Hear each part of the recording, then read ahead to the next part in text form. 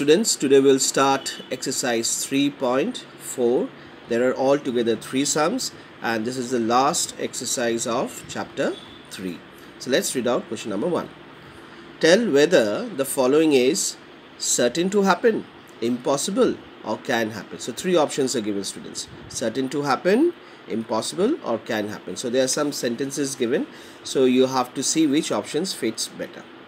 So let's see what is there in the first one. You are older today than yesterday. So it's very true. So you have to be older today compared to the yesterday's one. So you will write certain. Sum number 2. A tossed coin will land head up. So if you toss a coin, so there is a possibility that either the coin will land up on head or tail. So there is a possibility that a coin can land up on head. So we have write whenever you see there is a possibility, you have to write can happen. A die when tossed shall land up with 8 on top. So as we know that in dice there are only 6 numbers, 1 2 3 4 5 6. So there is no 8 number is there, so it is not possible. So when it is not possible, we'll write impossible. The next traffic light scene will be green. As we know, we have all observed that how many lights we normally see in traffic lights. So there is a combination of 3 colors, that is red, green and yellow. Suppose a man is standing on red light and is waiting for which light? Green light. So there is a possibility that it could happen. So when there is a possibility of an event which can happen, so we'll write as can happen. The last one is tomorrow will be a cloudy day. There is a huge possibility that today is a sunny day and might be you can expect tomorrow would be a cloudy day. So when there is a possibility, so we'll write can happen. Okay. Now let's move on to question number 2. Question number 2 is all about probability. Now what is a probability? Probability in Hindi is sambhavna. Fine, sambhavna. So might be you have understood a little bit when I've translated this into Hindi. Sambhavna means I will explain you in English only. Let me read out the question first. There are 6 marbles in a box. Okay, in a box, how many marbles? 6 marbles with number from 1 to 6. Okay, so one ball like this. These are the 6 balls. First ball it is marked as 1, second ball it is marked as 2. In this way, these are the 6 balls are kept inside the box. Now what is the first question they are asking? What is the probability of drawing a marble with number 2?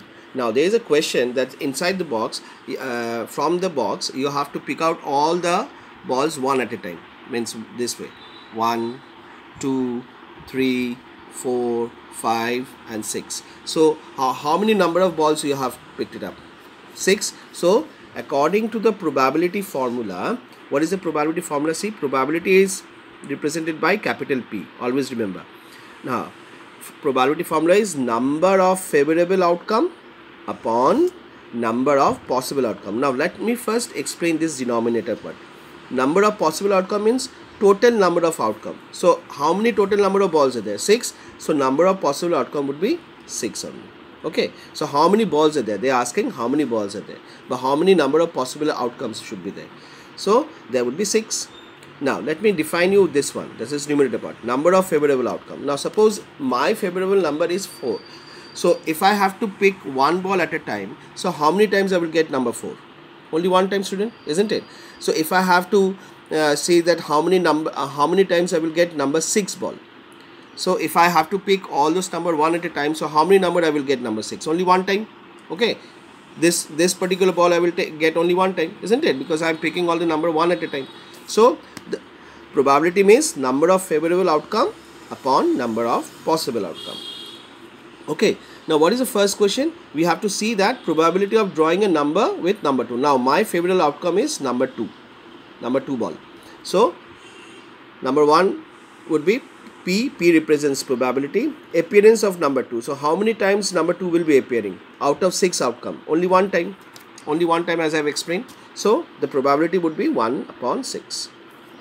Now the second question, my favorable outcome is number 5. So how many times I will get number 5 ball? Obviously very similar to question number 2 ball. Okay, how many times I will get number 2? 1. Same way, how many times I will get number 5 ball? 1 time. Out of 6 balls, how many times I will get number 5? 1. So probability appearance of 5 would be equals to 1 upon 6. Okay students, now let's move on to question number 3. The coin is flipped to decide which team starts the game. This is the most common phenomena that we normally do before any cricket match, isn't it? The two team decides, they decides either one team go for head, another team go for tail. Whichever teams wins, they decide what they have to do. Either they have to bat or bowl. But this is how we normally do, isn't it? So what is the probability that your team will start? So suppose if my team chooses head, so obviously the other team will go for tail. So what is the probability of my team to start the game? So let us see what I've done. A coin has two faces, as we know, that head or coin. So once the coin is flipped up, either my team will win or my opponent team will win. Okay, so in other way that game will start. So what is the probability that my team will start? Is that probability is equals to number of favorable outcome by number of possible outcomes. So how many possible outcome is possible? Only 2, either head or tail, isn't it? So in place of denominator I will write 2. Now what is my favorable outcome? My favorable outcome is head, not tail. So how many times I will get head? Only one time only. So P, our team will start with which option? Head.